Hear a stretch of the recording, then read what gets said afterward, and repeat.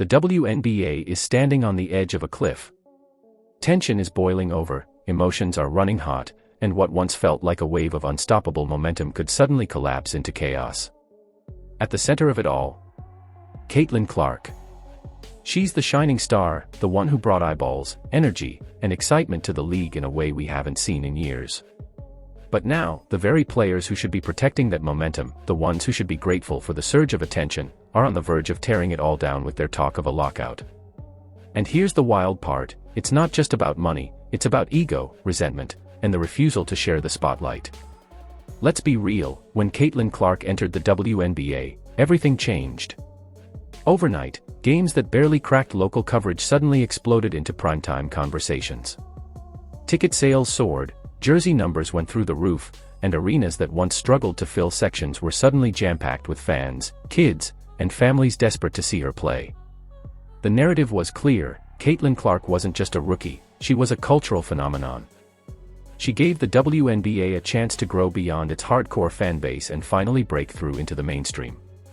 But instead of celebrating her rise, many veteran players reacted with hostility.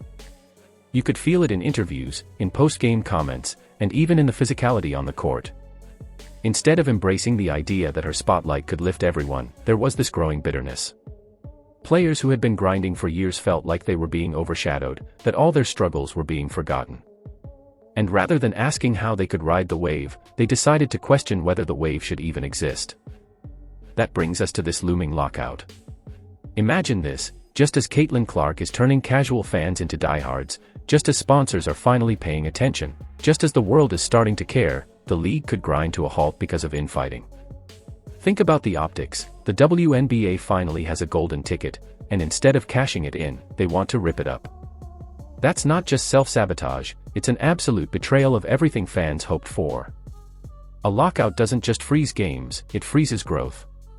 Fans are fickle, they show up for excitement, for narratives, for stars. But if the league shuts down, those same fans will drift away. The casual audience that Caitlin Clark attracted will vanish back into the NBA, into college sports, into whatever else grabs attention. And here's the truth no one wants to admit, those fans won't be coming back.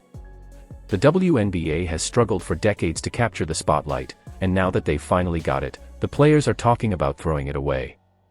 Here's where it gets even crazier. Caitlin Clark is the one who has the most to lose, but she's also the one who did the least to cause this. She came in, played her game, put up highlights, and connected with people. That's it. She didn't ask for favoritism. She didn't demand the spotlight. The spotlight came to her because she earned it. And yet, the resentment from other players has reached a point where it's not just about basketball anymore, it's personal. It's about who gets credit, who gets love, and who gets to call themselves the face of the league. That's why this whole lockout talk feels like a direct attack on Caitlin Clark without anyone daring to say her name.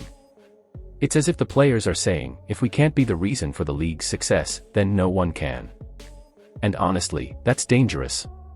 Because what happens if the league implodes? What happens if sponsors walk away? What happens if networks say, never mind, we'll stick with the NBA?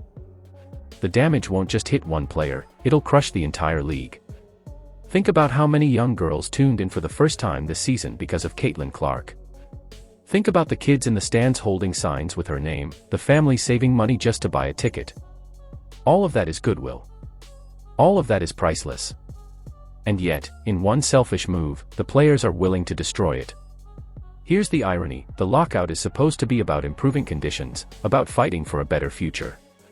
But how can you fight for a future if you destroy the very foundation it's built on? Without fans, without sponsors, without that surge of momentum, there won't be a future left to fight for. And deep down, everyone knows this. The truth is simple, the WNBA finally has a chance to break into the mainstream. And the only reason they have that chance is Caitlin Clark. Whether you love her, hate her, or fall somewhere in between, you can't deny that she has been the engine behind the league's rise. But instead of protecting her, instead of building around her, the players seem determined to make her the villain. It doesn't have to be this way. If the players embraced Caitlin Clark, if they worked with her instead of against her, the league could thrive. Imagine the storylines, the rivalries, the growth.